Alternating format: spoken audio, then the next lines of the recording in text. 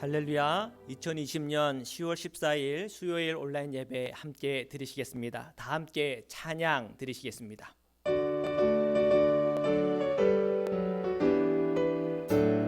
이 세상의 모든 죄를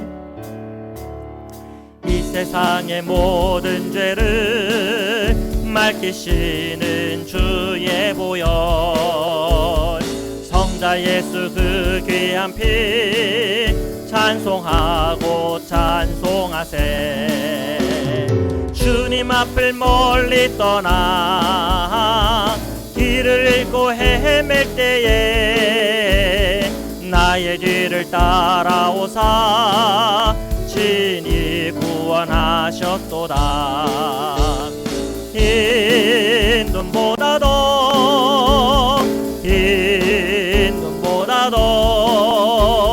주의 흘리신 보혈로 이게 씻어 주옵소서. 가시관을 쓰셨으니 피로 얼굴 물드셨고 십자가의 모진 고통 나를 위해 당하셨네. 말로 영영할 수 없는 구세주의 구속하신 은혜와 크신 사랑 찬송하고 찬송하세. 흰 눈보다도 주의 흘리신 보혈로 이게 씻어 주옵소서. 아버지를 멀리 떠나 바른 길을 저버리고 여러 가지 죄악으로 주홍같이 되었으니 물 같은 것 가지고는 씻을 수가 아주 없네. 주여 귀한 보배 피로 날 정결케 하옵소서. 흰 눈보다도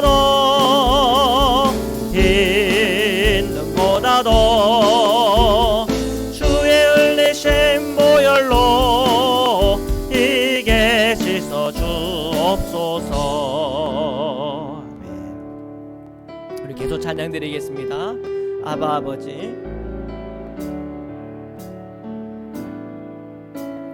아바 아버지, 아바 아버지, 나를 안으시고 바라보시는 아바 아버지, 아바 아버지, 아바 아버지, 나를 도우시고 힘주시는 아버지. 주는 날 마음을 고치시고 볼 수 없는 상처 만지시네. 나를 아시고 나를 이해하시네. 내 영혼 새롭게 세우시네. 다시 한번 고백합시다. 아바 아버지, 아바 아버지, 아바 아버지, 나를 안으시고 바라보시는 아바 아버지, 아바 아버지, 아바 아버지, 나를 도우시고 힘주시는 아버지. 주는 내 마음을 고치시고 볼 수 없는 상처 만지시네. 나를 아시고 나를 이해하시네. 내 영혼 영원 새롭게 세우시네. 아멘. 우리 이 시간 함께 기도드리시겠습니다. 오늘 수요일 제 모든 심령과 마음속에 하나님 아버지의 그 사랑에 부어지게 하시고 주님의 그 은총과 그 은혜 속에 저희가 더 깊이 주님 안으로 나아갈 수 있도록 성령의 충만함을 허락하소서 기도드리시겠습니다. 사랑해 주님 감사합니다. 오늘 저희 수요 예배를 통하여 하나님의 사랑과 은총을 저희들이 구하오니 주여 하나님 아버지의 그 마음을 알게 하시고 하나님의 그 사랑 안에 저희들이 거할 수 있도록 주여 축복하시고 은혜 내려 주옵소서. 우리의 모든 심령마다 살아계신 하나님을 체험하고 경험하게 하여 주옵소서. 하나님 오늘 이 밤에도 살아계신 하나님을 만나게 하소서. 하나님의 그 사랑 안에 저희들이 거할 때, 그 십자가의 능력에 저희들이 거할 때 주님께서 우리에게 주시는 그 은혜의 사람 되게 하시고 하늘에 속한 사람으로 살아가게 하여 주옵소서. 오늘 하나님의 그 말씀에 눈이 열리게 하시고 그 말씀으로 힘을 얻게 하여 주옵소서. 우리 모든 심령과 마음속에 있는 모든 죄된 것 십자가의 사랑과 은총 안에 녹아지게 하시고 오늘도 주님의 그 사랑 안에 거한 자들이 누리는 기쁨이 넘치게 하여 주옵소서. 하나님 아버지의 놀라운 사랑과 은혜에 감사와 찬양을 주님 올려드립니다. 주님 감사합니다.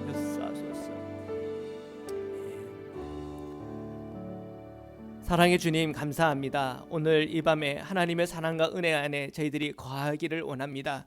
하나님 아버지의 그 사랑에 대해 눈이 열리는 밤이 되게 하여 주옵소서.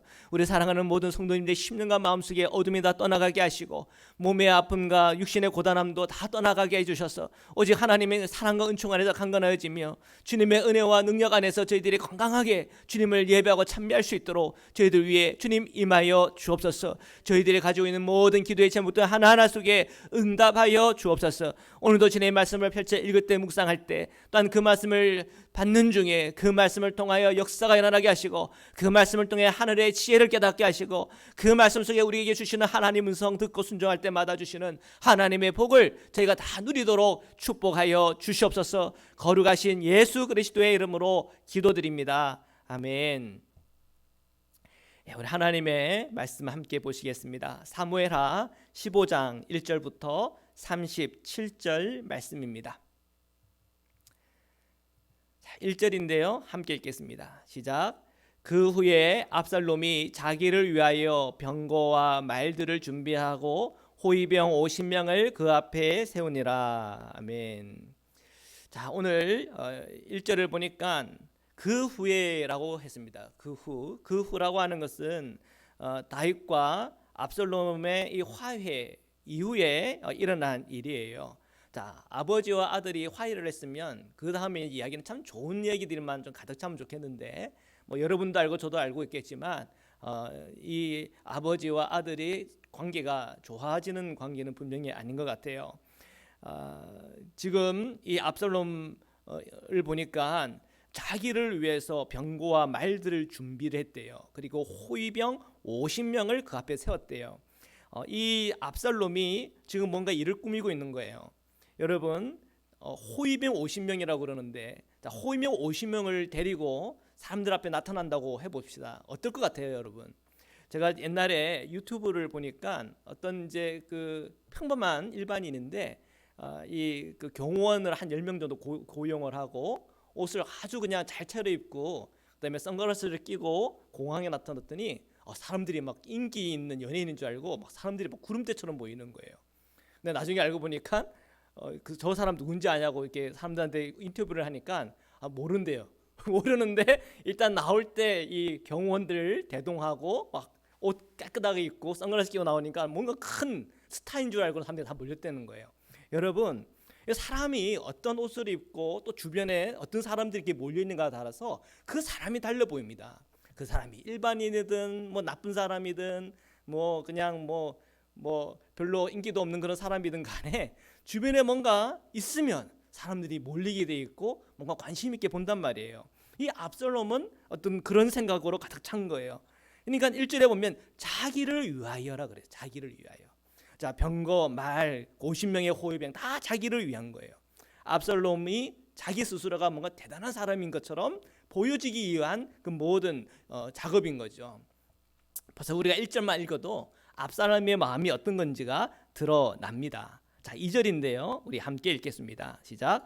압살롬이 일찍이 일어나 성문길 곁에 서서 어떤 사람이든지 송사가 있어 왕에게 재판을 청하러 올 때에 그 사람을 불러 이르되 너는 어느 성읍 사람이냐 하니 그 사람의 대답이 종은 이스라엘 아무 지파에 속하였나이다 하면, 자, 2절에 보니까요, 압살롬이 일찍 일어났다고 그랬어요. 야, 여러분, 일찍 일어나면 참 좋잖아요. 굉장히 성실해 보이고. 그래서 아침부터 일찍 일어나 가지고는 성문길에 딱 서 있어요. 그리고 사람들 중에 왕에게 송사를 이렇게 하기 위해서 사람들이 오면은 그 사람을 부르는 거예요. 그래서 야, 너 어느 성읍 사람이냐 이렇게 물어본다는 거예요. 자, 그래서 나는 이런 이스라엘 12지파 중에 어느 한 지파에 제가 어디 속했습니다 라고 말하면 이제 또 작업을 거는 거죠. 3절 함께 읽겠습니다. 시작. 압살롬이 그에게 이르기를 보라, 내일이 옳고 바르다마는 내 송사를 들은 사람을 왕께서 세우지 아니하셨다 하고. 자, 아 다르고 어 다르다고 이 압살롬이 뭐라고 얘기해요? 그 사람을 보고는 이제 어떤 지파 사람이라고 그러면 어유 그 지파 사람이냐고, 그 지파 참 훌륭하고 좋은 지파라고 나 알고 있다고 그런 식으로 하는 거죠. 그리고 얘기를 들으면서 딱 들어보니까 내일이 옳고 바르네. 여러분, 재판은 그렇게 하면 안 돼요. 어떻게 그 한 사람의 얘기만 들어요? 그 사람과 관련된 그 다른 사람 얘기도 한번 들어봐야 되고 또 증거도 한번 들여다봐야 되고. 이런 송사라고 하는 거는 정말 간단하고 쉬운 문제가 아니에요. 그런데 압살롬은 어떻게 한다고요? 그냥 딱 들어보고는 아이고 네가 옳고 네가 바르네. 여러분, 그런 말을 들으면 그 송사하는 사람 마음이 좋을까요, 나쁠까요? 좋을 거예요. 그게 그 송사에 있어서 자기가 잘못했는데 잘한 것처럼 꾸미든 아니든 간에 그냥 먼저 그냥 자기 보고 그냥 아이고 옳고 바르네 이렇게 얘기하면 다 기분이 좋죠. 그죠? 근데 이렇게 송사 얘기를 해놓고 그래 다른 사람 얘기도 한번 들어봐야 되겠는데 기분 나쁘죠. 근데 이 압살롬은 아는 거예요. 사람 마음을 딱 들었고는 옳고 바르네 아마 기분이 좋아졌을 거예요. 그리고 또 뭐라고 얘기해요? 내 송사를 들을 사람을 왕께서 세우지 아니하셨대. 이게 아다르고 어다르다니까요. 지금 이 압살롬이 왕께서 세우지 않았대. 그럼 누구 잘못이에요? 왕이 잘못했지. 들을 사람을 세워야 되는데 안 세웠다네. 그러면 그 얘기를 듣는 사람은, 이 송사하러 온 사람은 어떤 마음 가질까요? 우리 왕이 좀 문제가 있네, 좀 게으르네, 좀 행정을 잘 못하네, 아마 그런 불만을 가질 거란 말이에요. 자, 그리고 한번 보십시오. 4절인데요. 함께 읽겠습니다. 시작. 또 압살롬이 이르기를 내가 이 땅에서 재판관이 되고 누구든지 송사나 재판할 일이 있어 내게로 오는 자에게 내가 정의 베풀기를 원하노라 하고. 자, 압살롬이 뭐라고 말하냐면, 자, 내가 이 땅에서 재판관이 되고 누구든지 송사나 재판할 일을 가지고 나한테 오면은 내가 다 들어줄게 이거예요. 그리고 내가 정의를 베풀겠다 이렇게 얘기해요. 정의는 뭐예요? 그 사람 딱 얘기 듣고 그리고 잘했네, 네가 바르게 생각했네, 벌써 그렇게 해서 그 사람을 기분을 좋게 해주는 거죠. 그리고 그 사람이 압살롬에 대해서 좋은 감정과 내 편이다 싶으면은 이거는 정의로운 거네. 근데 이 사람이 압살롬하고 별로 이렇게 친해질 생각이 없어요? 그럼 이거는 불의한 일이야, 너 여기서 안 되겠네. 가만히 보세요. 지금 압살롬이 하는 일은 뭐가 정의예요? 압살롬 편에 있으면 정의가 되는 거예요. 근데 압살롬과 함께 안 하면 불의가 되는 거예요. 이런 식으로 지금 이간질하는 거예요. 어떻게 보면. 자, 5절인데요. 함께 읽겠습니다. 시작. 사람이 가까이 와서 그에게 절하려 하면 압살롬이 손을 펴서 그 사람을 붙들고 그에게 입을 맞추니. 자, 사람이 와가지고 그래도 압살롬 왕자잖아요. 그래서 거기에 이제 권위가 있으니까 자, 절을 딱 하려고 그러면은 막 달려가가지고 무슨 절을 하냐고 손을 탁 펴가지고는 그 사람을 딱 붙들고는 이렇게 입을 맞추는 거예요. 이 고대 근동에는 그 뽀뽀할 때 양쪽 그 볼에다가 뽀뽀를 하잖아요. 소리만 이제 쪽쪽하면서 뽀뽀를 하는 건데, 정말 이 왕자인데 그 왕자가 그냥 벌떡 일어나서 절하지 말라고 하면서 자기한테 와가지고는 뭐 뽀뽀를 하고. 사람의 마음이 어떨까요? 다윗이 그랬겠어요? 다윗은 근엄하게 그 왕자에 앉아가지고 이렇게 재판하고 이렇게 권위를 가지고 이렇게 있는데, 이 압살롬이 청년은 그냥 깍듯하게 예를 차리고 그냥 자기를 다 알아보는 것 같고 친절하고. 사람의 마음이 어떨까요? 그 마음이 압살롬에게 갈까요? 아니면 다윗에게 갈까요? 지금 당연히 압살롬이 가겠죠. 압살롬에게. 자, 6절인데요. 함께 읽겠습니다. 시작. 이스라엘 무리 중에 왕께 재판을 청하러 오는 자들마다 압살롬의 행함이 이와 같아서 이스라엘 사람의 마음을 압살롬이 훔치니라. 주여. 예.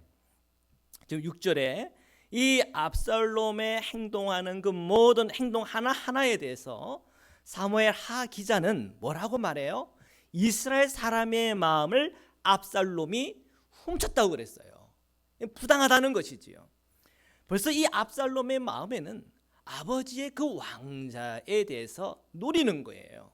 어떤 수를 써서라든지 백성과 다윗 왕과는 척이 지게 만들고 그 백성들이 다 압살롬을 향한 마음만 갖게끔 그렇게 척을 지게 만드는 거예요. 이걸 뭐라고 그랬다고요? 사람의 마음을 훔치는 거라고 그랬어요. 자, 사랑하는 성도 여러분, 요즘 여러분의 마음을 누가 훔칩니까? 만약에 여러분 마음을 누군가 훔쳐간다고 한다면 여러분 정신 바짝 차려야 됩니다.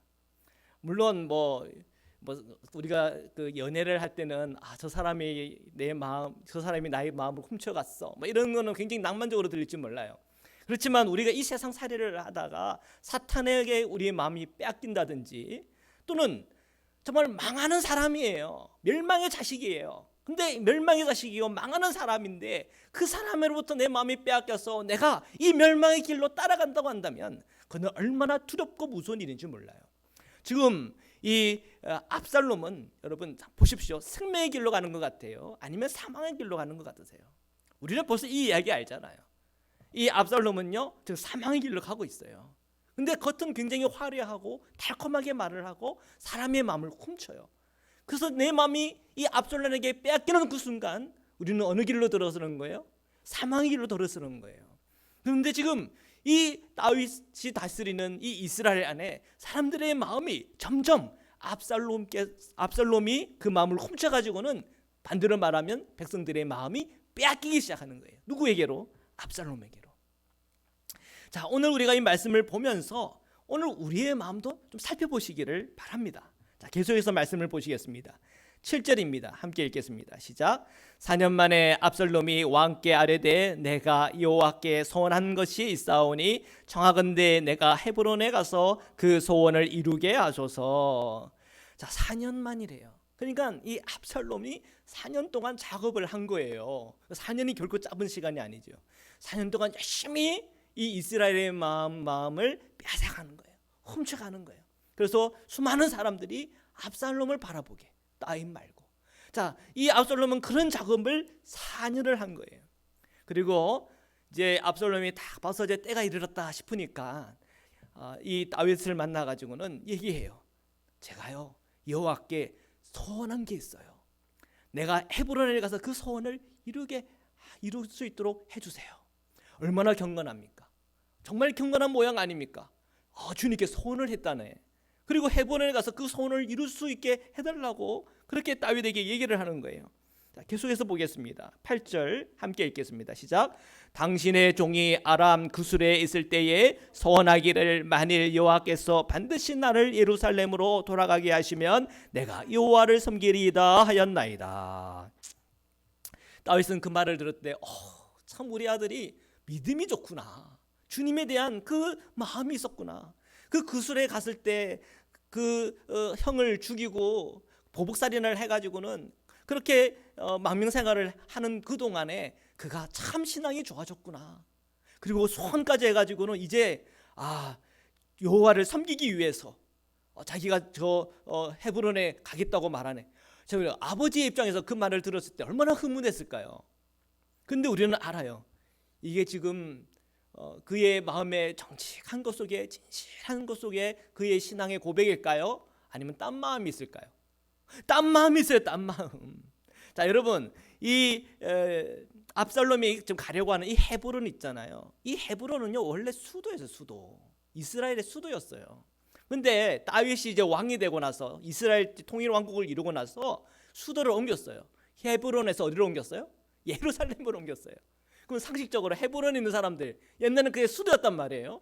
근데 그 수도가 어느 날 수도가 아닌 그냥 변방이 돼버렸고, 그리고 예루살렘이 수도가 됐네. 그러면 헤브론에 있는 사람들 다윗을 볼 때마다 마음이 어떨까요? 기쁠까요? 아니요, 쓰릴 거예요. 그 마음에 어떤 반감이 있을 거예요. 벌써 이 헤브론에 있는 사람들의 마음은 어떤 나잇 정서가 이렇게 있었을 거란 말이에요. 사실 이 압살롬은 바로 그걸 노린 거예요. 그래서 내가 이 헤브론에서부터 이제 반란을 시작하면 되겠다고 판단을 한 거예요. 그러니까 이 압살롬은 참 주도 면밀한 거예요. 4년 동안 준비를 한 거 아닙니까? 그냥 대충 준비하지는 않았을 거예요. 자, 계속해서 보시겠습니다. 9절인데요. 함께 읽겠습니다. 시작. 왕이 그에게 이르되 평안히 가라 하니 그가 일어나 헤브론으로 가니라. 자, 다윗은 알았어요? 몰랐어요? 몰랐던 거예요. 그냥 깜빡 속은 거죠. 참 그 나중에 이제 이것이 얼마나 후회가 될까요, 그죠? 그때 헤브론으로만 안 보냈다면, 그죠? 그러면은 이 어마어마한 사건을 피할 수가 있었을 건데 말이죠. 자, 어쨌든 지금 이제 큰 소용돌이가 이제 일어납니다. 자, 계속해서 보겠습니다. 10절인데요. 함께 읽겠습니다. 시작. 이에 압살롬이 정탐을 이스라엘 모든 지파 가운데 두루 보내 이르기를 너희는 나팔 소리를 듣거든 곧 말하기를 압살롬이 헤브론에서 왕이 되었다 하라 하니라. 자, 계속해서 보겠습니다. 11절. 그때 청함을 받은 200명이 압살롬과 함께 예루살렘에서부터 헤브론으로 내려갔으니 그들은 압살롬이 꾸민 그 모든 일을 알지 못하고 그저 따라가기만 한 사람들이라. 자, 이 압살롬이요, 이제 이 헤브론으로 가가지고 한 일이 뭡니까? 사람들에게 파벌을 보낸 거예요. 각 지파마다. 그리고 딱 빵빠레를 불면은 이제 압살롬이 왕이 되었다.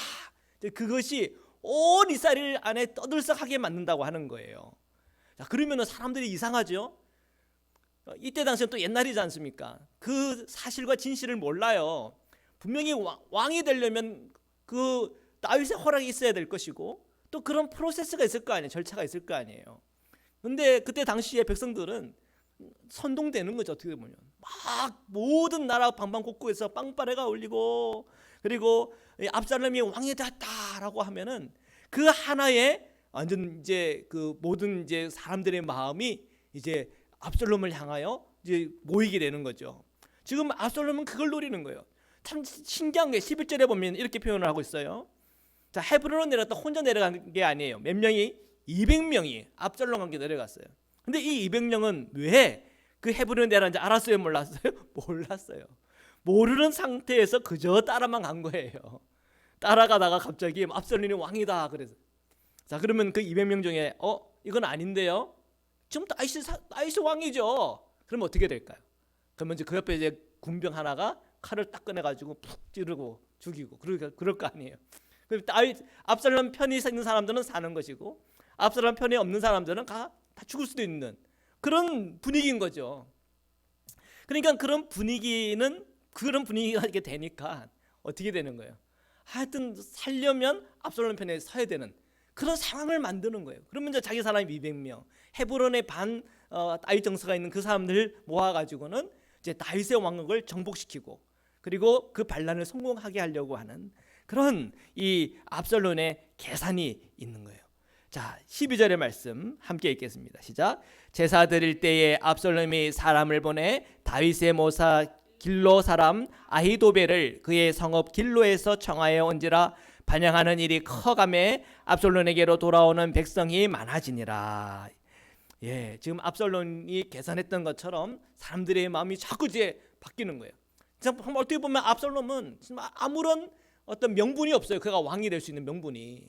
그런데 그 명분을 만드는 거예요. 사람들의 마음을 다 뺏었고요. 4년 동안.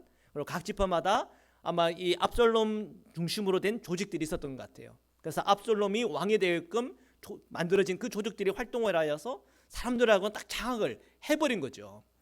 그리고 거기에는 또 누구를 데리고 왔냐면 아히도벨. 이 아히도벨은요 다윗의 책사요 모사예요.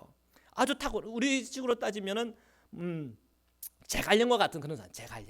제갈량과 같은 아주 타고난 책사요 모사란 말이에요. 자, 그런 사람이 이제 압살롬에 붙었다. 그 사람들은 이 압살롬을 다시 보게 되는 거죠.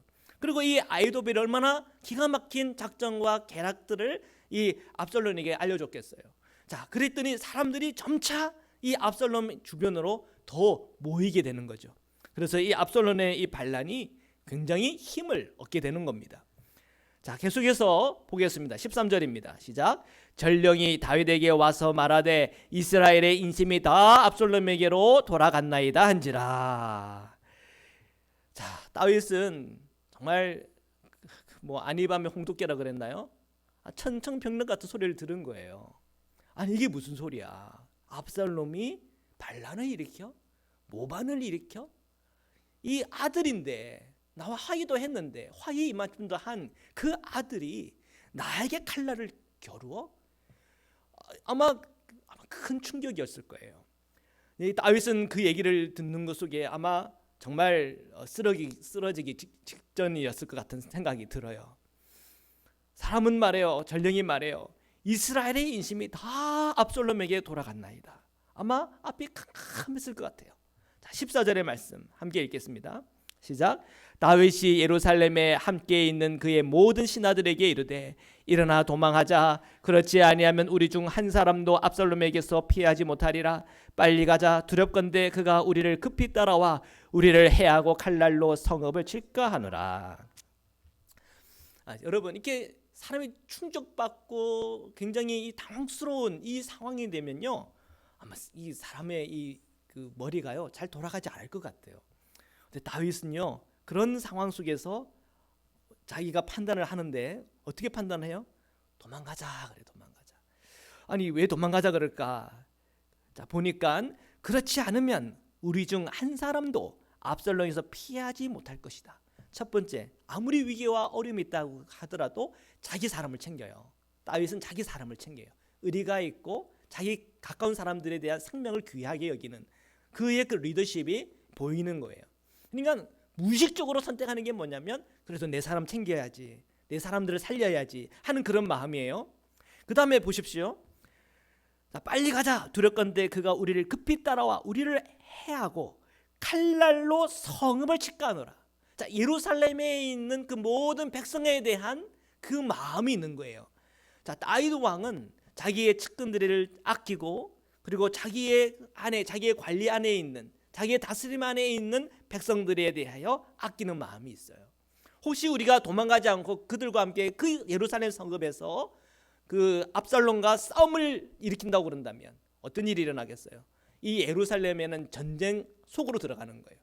그러면 그 백성들이 다치거나 또한 자기의 신하들도 다치게 될 것이고 또 열세가 되면 그 자기가 군사력이 약하면은 더 큰 해가 오겠죠. 그래서 다윗은 결정한 거예요. 예루살렘에서 빠져나가야 되겠다.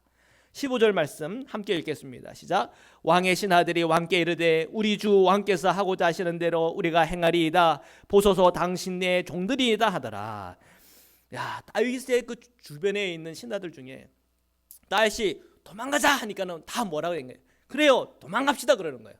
한 사람도 왜 도망갑니까? 우리가 뭘 잘못했습니까? 싸웁시다 하는 사람 없어요.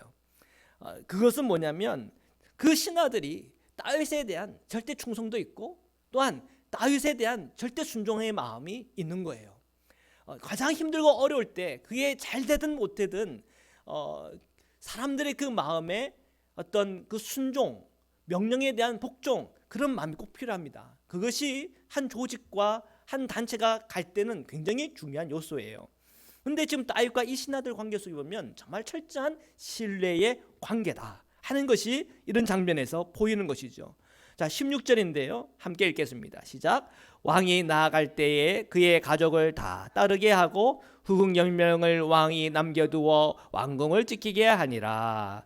네, 왕이 갈 때 그냥 가는 게 아니라 가족들을 다 따르게 했어요. 그리고 혹시 모를 사태에 대비해서 후궁 10명을 남겨뒀어요. 자, 계속해서 보겠습니다. 17절입니다. 시작.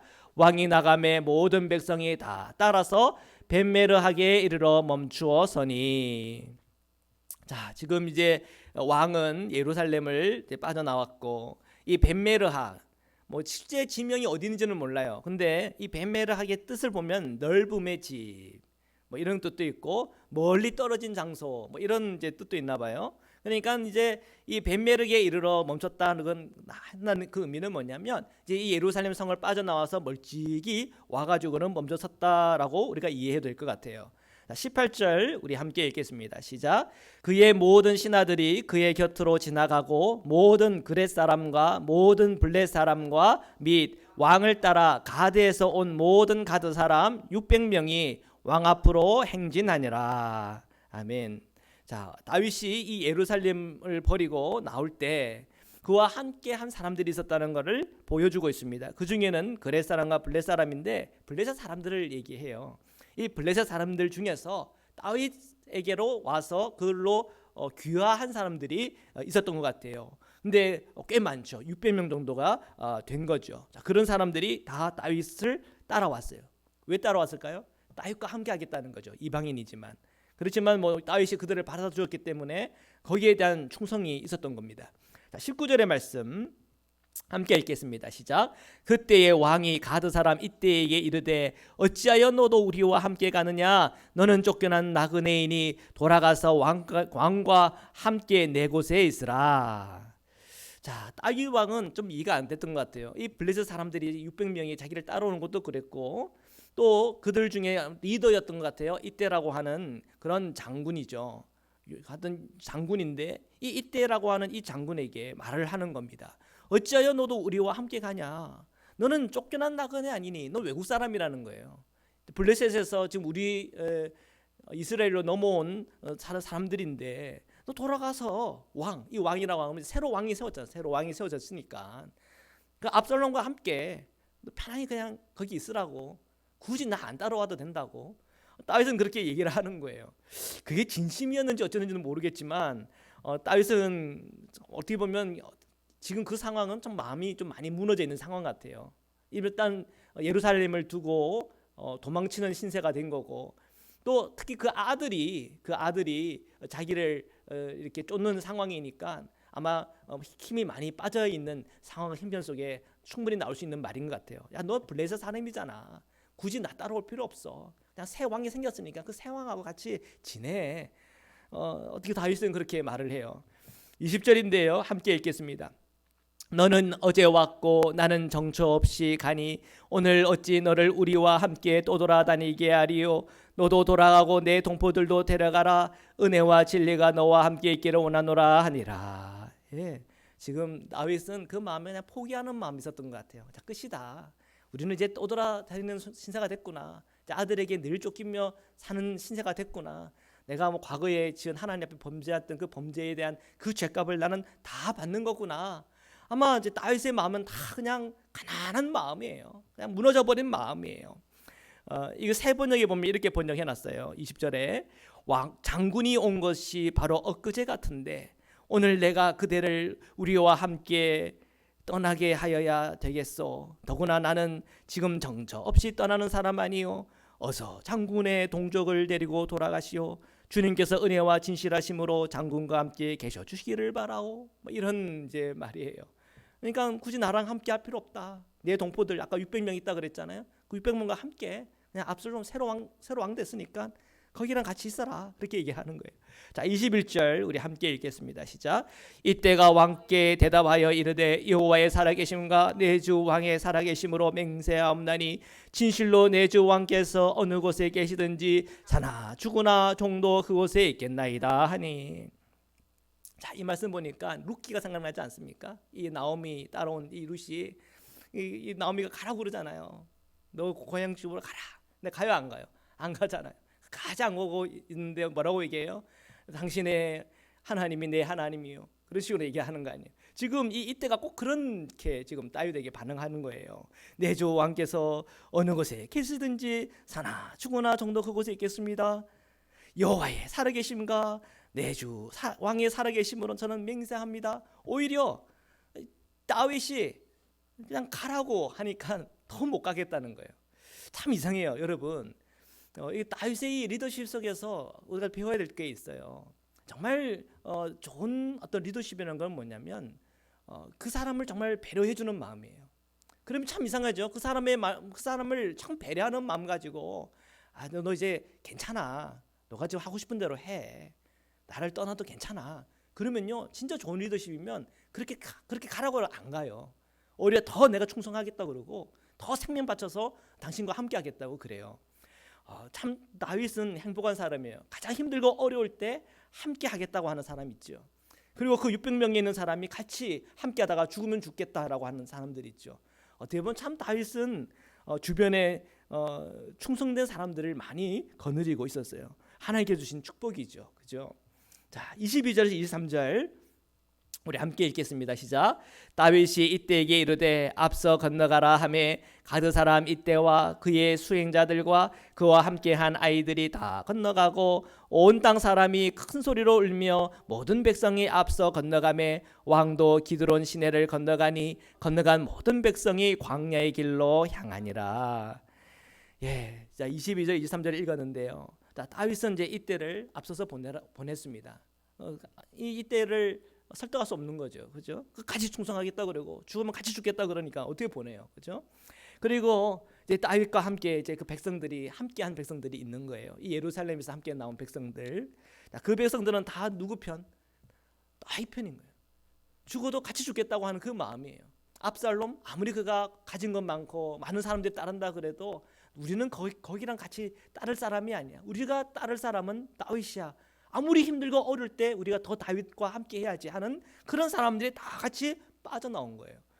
자, 그리고 지금 오늘 말씀해 보니까 기드론 시내로 건너갔다고 그랬어요. 이 기드론 시내는 이제 이 예루살렘을 벗어나는 아마 이제 경계선 정도 될 것 같아요. 자, 그 시내를 건너면 뭐가 나와요?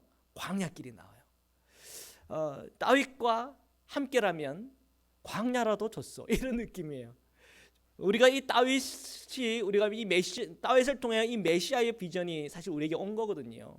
우리의 예수 그리스도가 다윗하고 똑같지는 않아요. 그렇지만 우리 메시아이신 예수 그리스도께서 오늘 우리에게 주신 그 은혜라고 하는 것은 다윗이 가져다 준 것보다 훨씬 크고 훨씬 깊고 훨씬 충만한 주님의 복이에요. 예수 그리스도의 그 십자가를 통해서 하나님의 사랑을 우리에게 그대로 나타나 주셨어요. 오늘 우리가 영원한 생명을 바라볼 수 있는 믿음의 눈을 열어주셨어요. 우리가 주님과 함께라면 우리가 주님과 함께 기드론 시내를 건너 광야라도 줬어 하는 그런 마음과 믿음이 있어야 될 줄 믿습니다. 네. 압살롬 따르는 것은요 마귀 따르는 것과 똑같은 거예요. 압살롬 따르는 것은 사망의 길로 향하는 이 세상과 따라가는 것과 똑같은 거예요. 분별이 없는 거예요. 고통과 어려움이 내 눈앞에 있다 하더라도 다윗과 함께하는 그 백성이 복된 것처럼 오늘 우리가 예수 그리스도와 함께하는 것이 저와 여러분의 복인 줄 믿습니다. 자, 계속해서 말씀을 보시겠습니다. 24절의 말씀입니다. 시작. 보라 사독과 그와 함께한 모든 레위 사람도 하나님의 언약궤를 메어다가 하나님의 궤를 내려놓고 아비아달도 올라와서 모든 백성이 성에서 나오기를 기다리도다. 예. 다윗이 예루살렘에 나가니까 누가 따라갔어요? 사독과 그리고 그와 함께한 모든 레위 사람들이 따라오고요. 또 아비아들도 따라가고요. 특히 그 성전에 있는 언약궤를 메어다가 가지고 나왔어요. 왜 그랬을까? 사람들이 알아요. 이 다윗이 예배자라는 것을 알아요. 하나님을 섬기는 사람이라는 걸 알아요.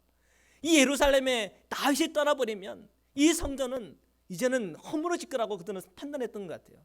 압살롬 겉보기에는 그가 하나님을 섬기는 것 같이 얘기하고 자기가 그 술 땅에 있을 때에 하나님으로부터 내가 선을 했다. 내가 헤브론에 가서 그 선한 것을 갚겠다라고 하지만 사람들은 다 알아요. 이 압살롬이 정말 하나님을 섬기는 것이 아니라 자기의 주먹을 믿고 살아가는 사람이요. 자기의 명예를 위해서 살아가는 사람이요. 자기의 이득을 위해서 살아가는 사람인 것을 사람들은 아는 거예요. 그래서 이 제사장들이 판단하는 거예요. 우리가 압살롬 편에 서야 되나 다윗 편에 서야 되나. 정말 하나님을 바라보고 하나님과 함께 살아가는 다윗과 함께 해야 되는 거지. 사독 아비아달은 압살롬의 편에 서지 않고 다윗의 편에 선 거예요. 그래서 그들이 함께 나오고 언약궤도 메어다 가는 거예요. 그래야 이 예배하는 예배자들이 이 언약궤 중심으로 하나님께 예배할 거 아닌가. 그 제사장들은 그렇게 판단을 한 거죠. 자, 25절의 말씀 함께 읽겠습니다. 시작. 왕이 사독에게 이르되 보라 하나님의 궤를 성읍으로 도로 메어가라. 만일 내가 여호와 앞에서 은혜를 입으면 도로 나를 인도하사 내게 그 궤와 그 계신들을 보이시리라. 자, 사독과 이 아비아달의 마음 정말 훌륭한 마음이고 정말 감동적인 그런 감동이 되는 마음이고 은혜가 되죠. 그러나 왕은요 그것을 원하지 않았어요. 자, 그 궤가 나와 함께하면 나에게 힘이 뭐 더 생기고 뭔가 더 축복된 일이 생기고 그렇지가 않다라고 그렇게 생각하는 거예요. 자, 그 걔가 원래 있던 그 자리로 가는 게 맞다. 성전에 있었던 거 그냥 옮기지 말고 그 성전에 두라는 거죠. 자, 만일 내가 요 앞에서 은혜를 입었으면 도로 나를 인도하여 주시사 그 괴와 그 계신 데를 보이게 하지 않겠냐. 근데 내가 하나님께서 내 죄로 말미암아 내가 망하는 거라 그러면 내가 어떻게 해서 망해야지. 다윗의 신앙도 참 귀하지 않습니까? 그 제사장들의 마음도 알겠어요. 그들은 분별을 분명히 한 거예요. 누가 하나님의 사람인가, 누가 주를 따르는 사람인가, 정확한 분별을 한 거죠. 하지만 다윗은 그들의 마음을 고맙게 밟지만, 그러나 그 법궤가 있어야 될 곳에 있어야 될 것이고, 나는 그냥 주님께서 인도하시는 대로 한 걸음 한 걸음 가겠다, 그런 마음이에요. 여러분, 이 다윗의 마음을 보십시오. 다윗의 그 마음에 지금 법궤가 그와 함께하고 있지 않지만 그 마음에 이미 법궤가 있는 거예요. 그 마음에 이미 하나님을 경외하는 마음이 있는 거예요. 다윗의 그 마음에 하나님의 뜻이라면 내가 십자가라도 지겠소 하는 그 마음이 있는 거예요. 그 마음을 보면 누구 생각나요? 예수님 생각이 나는 거예요. 그 마음. 그 마음은 오늘 저와 여러분이 배워야 될 마음이에요. 오늘 여러분의 마음에 법궤가 있으세요? 오늘 우리의 마음에 예수님의 생명과 십자가가 있으세요? 그 생명이 있다 그러면 눈에 보이는 법궤가 없어도 이미 내 마음에 주님이 함께하고 있으니 그것으로 충분한 겁니다. 자, 26절의 말씀 함께 읽겠습니다. 시작. 그러나 그가 이와 같이 말씀하시기를 내가 너를 기뻐하지 아니한다 하시면 종이 여기 있사오니 선히 여기시는 대로 내게 행하시옵소서 하니라. 다윗은요 담담히 말해요. 주님께서 나를 기뻐하지 않는다 하면 그저 저는 주님의 처분에 저를 맡기겠습니다 하는 거죠. 다윗은요 정말 주님 중심이에요. 정말 바뀐 거죠. 험불한 마음이에요. 겸손하여. 27절인데요 함께 읽겠습니다. 시작. 왕이 또 제사장 사독에게 이르되 내가 선견자가 아니냐. 너는 너희의 두 아들 곧 내 아들 아히마스와 아비아들의 아들 요나단을 데리고 평안히 성읍으로 돌아가라. 계속해서 읽겠습니다. 너희에게서 내게 알리는 소식이 올 때까지 내가 광야 나루트에서 기다리라 하니라. 자, 지금 다윗은요 이 사독 제사장 그리고 그들에게 부탁하는 거예요. 혹시 내게 알려야 될 소식이 있으면 나에게 알려달라. 그들로 예루살렘에 보내지만 너희들이 나의 사람이라고 하는 것에서 내가 인정하겠다는 거예요. 그리고 너희들이 나와 그리고 이 예루살렘의 사이에서 좀 소식통이 되어주면 좋겠다. 어떻게 보면 그 제사장들에게 사명을 맡기는 겁니다. 자, 계속해서 말씀을 보겠습니다. 29절입니다. 시작. 사독과 아비아달이 하나님의 궤를 예루살렘으로 도로 메어다 놓고 거기 머물러 있으니라. 아멘. 자, 사독과 이 아비아달도 이 다윗의 명령을 받듭니다. 그들 마음에 하나님을 경외하는 마음이 있고 그리고 그들의 마음에 누가 하나님의 사람인지를 아는 거예요. 자, 계속해서 보겠습니다. 30절입니다. 시작. 다윗이 감난산 길로 올라갈 때에 그의 머리를 그가 가리고 맨발로 울며 가고 그와 함께 가는 모든 백성들도 각각 자기의 머리를 가리고 울며 올라가니라. 자, 다윗이요 감난산 길로 올라갔대요. 이 감난산에서 뭐가 보이는지 아세요? 예루살렘이 보여요. 거기서도. 자, 그들은 그 멀찍이 보이는 그 예루살렘을 향하여 우는 거예요. 저기가 내 고향이요, 저기가 내 집이요, 저기가 내 살던 터인데 이제 그곳에서 내가 영원히 살 수 없게 된 건 아닐까 염려와 걱정과 근심을 가지고 그들은 울며 맨발의 상태로 그는 걸으면서 올라가고 있는 것이에요. 그러면서 거기에는 다윗도 울고 백성들도 울어요. 자, 우리의 인생과 우리의 삶이 늘 평탄하다면 얼마나 좋을까요? 눈물도 없고 기쁨만 있으면 얼마나 좋을까요? 그런데 이 눈물과 이 고통과 아픔은 도대체 어디서부터 오는 것입니까? 결국은 죄로부터 오는 것이에요. 사실은 다윗의 죄의 값을 지금 치르는 것이에요. 하나님께서 그 죄를 용서해 주셨지만 그 죄의 값은 그대로 남아 있는 거예요. 하나님께서 다윗에게 얘기를 했잖아요. 그 집안에 칼이 떠나지 않을 것이다. 근데 그 칼이 진짜 이 다윗의 삶 속에서 지금 그 집안에서 또 실제 삶에서 일어나고 있는 거예요. 하나님께서 그 죄의 값을 치르게 하고 있는 거죠. 근데 그 치르는 그 과정 속에 다윗의 마음을 보세요. 겸손합니다. 바짝 엎드렸어요. 그리고 오직 주님만을 의지하고 있어요. 여러분, 우리가 나중에 알아요. 이 눈물, 이 슬픔, 이 고통은 나중에 하나님께서 다 바꿔놓으셔서 회복하게 해주신다고 하는 거 말이에요. 사랑하는 성도 여러분, 오늘 우리 모든 성도님들이 눈이 열려야 돼요. 나의 죄 때문에 어렵고 힘든 상황이 들어졌습니까? 겸손한 마음을 끝까지 유지하시고요, 주님을 바라보고 또한 끝까지 주님의 편에 서 있기를 축복합니다. 그러면 하나님께서는 결국은 회복시켜 주세요. 자, 계속해서 보시겠습니다. 31절입니다. 시작. 어떤 사람이 다윗에게 알리되 압살롬과 함께 모반한 자들 가운데 아히도벨이 있나이다 하니 다윗이 이르되 여호와여 원하옵건대 아히도벨의 모략을 어리석게 하옵소서 하니라. 예. 사람들이 말해요. 아히도벨이 이 압살롬 곁에 있습니다. 근데 아히도벨은요, 다윗과 함께 있던 사람이거든요. 모사였고 책사였거든요. 그래서 다윗도 한때는 이 아히도벨에게 참 의지했거든요. 근데 이 아히도벨이 배신했다 그러네요. 그러니까 다윗도 참 마음이 힘들었을 거예요. 하나님께 구해요. 아히도벨의 모략을 어리석게 하옵소서. 근데 이때 구한 이 기도에 하나님께서 응답하셔요, 안 하세요? 응답하세요. 참 힘들고 어려운 그 순간순간 우리가 하나님을 의지하고 하나님께 기도하면요, 그 기도 가운데 하나님께서 응답하시는 게 있어요. 그러니까 우리가 기도보다 성령보다 앞서면 안 되고요, 날마다 힘들고 어릴 때마다 하나님께 구하고 간구해야 될 줄 믿습니다. 자, 계속해서 보시겠습니다. 32절입니다. 시작. 다윗이 하나님을 경배하는 마루턱에 이를 때에 아렉 사람 후세가 옷을 찢고 흙을 머리에 덮어쓰고 다윗을 맞으러 온지라. 계속해서 보겠습니다. 다윗이 그에게 이르되 내가 만일 나와 함께 나아가면 내게 누를 끼치리라. 그러나 내가 만일 성읍으로 돌아가서 압살롬에게 말하기를 왕이여 내가 왕의 종이니이다. 전에는 내가 왕의 아버지의 종이었더니 이제는 내가 왕의 종이니이다 하면 내가 나를 위하여 아히도벨의 모략을 패하게 하리라. 예. 다윗이 후세를 만났는데요, 후세도 아마 이 책사였고 모략가였던 것 같아요. 근데 그가 다윗의 편에 섰어요. 그 후세를 보면서 다윗이 번뜩 이런 생각이 든 거예요. 후세, 너 나랑 함께 가지 말자. 그러지 말고 그냥 너 압살롬 앞에 가. 그리고 내가 그 다윗을 배반하고 그리고 당신 편에 나는 섰습니다. 그렇게 충성맹세하고 그 옆에 붙어 있어. 그러면 하나님께서 도와주시면 이 아히도벨을 모략하는 데 있어서 너가 큰 역할을 할지 몰라. 다윗은 이 후세가 어떻게 보면 하나님께서 나에게 주시는 사인이라고 생각하고 그를 보냅니다. 여러분, 오늘 우리의 삶 속에서 이런 하나님의 사인들이 보일 때가 있어요. 그러면 무시하지 말고 그 사인을 보고 분별하면서 주님의 그 순리에 맡기세요. 그리고 주님께서 하시는 그 일들을 우리가 보세요. 하나님께서 그 일을 통해서 역사하시는 주님의 크신 일들이 있어요. 우리가 이 다윗의 오늘 이야기를 보면서 이 모든 하나하나 되어지는 일들이 나중에 어떻게 열매를 맺게 되는지 분명히 보게 될 것이에요. 계속해서 우리 읽겠습니다. 35절 36절입니다. 시작. 사독과 아비아들 두 제사장이 너와 함께 거기 있지 아니하냐? 내가 왕의 궁중에서 무엇을 듣든지 사독과 아비아들 두 제사장에게 알리라.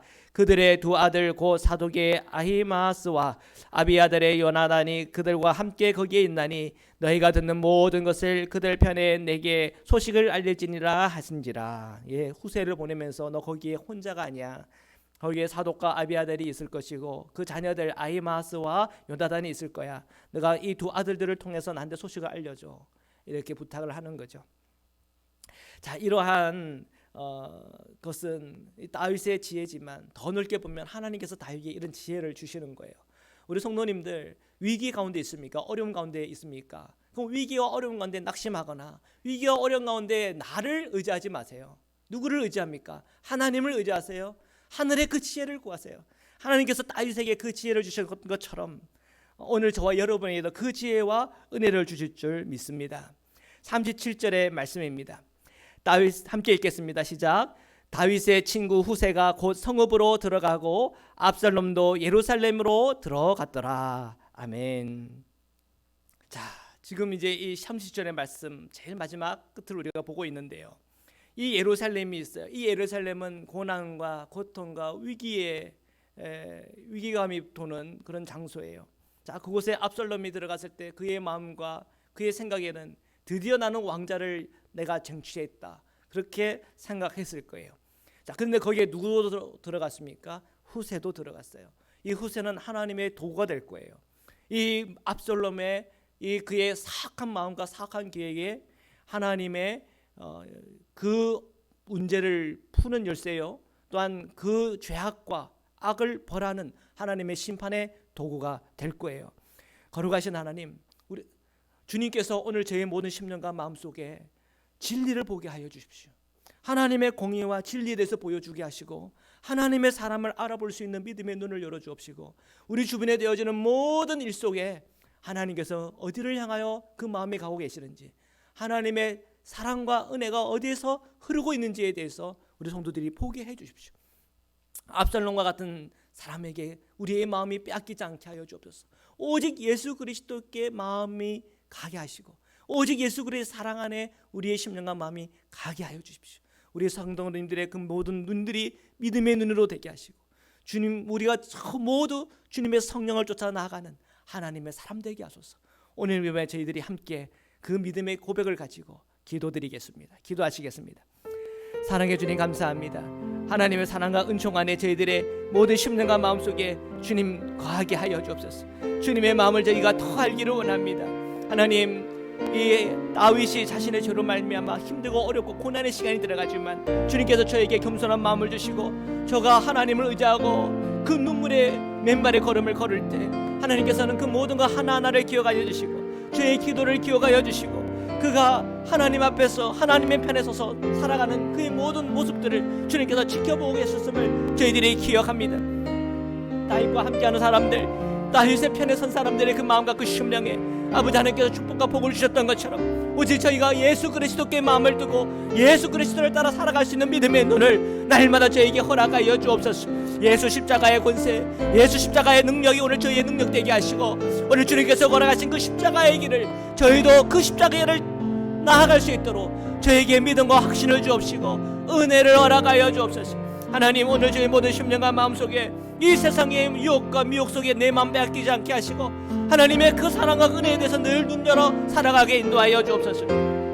하나님, 저희들 항상 하늘의 지혜를 주시고 위기 속에서도 하나님 말씀 주셔서 그 위기와 어려움 속에서도 하나님 주님의 그 인도하심을 받으며 나아가게 하시며 그 위기를 기회로 만드시고 그 위기 속에서도 회복을 주시며 그 위기 속에서도 살아계신 하나님을 만나고 체험하도록 우리 성도님들 복을 허락하여 주시옵소서. 오늘 이 밤에도 살아계신 주님의 이름을 높여드립니다. 주님 감사합니다. 역사하여 주옵소서. 주님 감사합니다. 사랑의 주님 감사합니다. 오늘 이 밤에 오늘 저희가 주님의 말씀 앞에 섭니다. 저희들 이 세상에서 압살롬과 같은 사람들이 우리의 마음을 빼앗기어야 얼마나 우리에게 많은 달콤한 말과 이 세상의 영광들을 보여주며 우리의 생각과 마음을 빼앗으려 하는지 모릅니다. 내 안에 계신 살아계신 성령께서 그 모든 미혹과 유혹에 대해서 그 더러움을 폭로시켜 주시고 오직 우리가 주님 안에서 바르게 분별하여 주님의 그 길을 걸어가게 하시며 성령의 인도함을 받게 하시며 주님의 말씀으로 행할 수 있도록 우리 성도님들을 축복하여 주옵소서.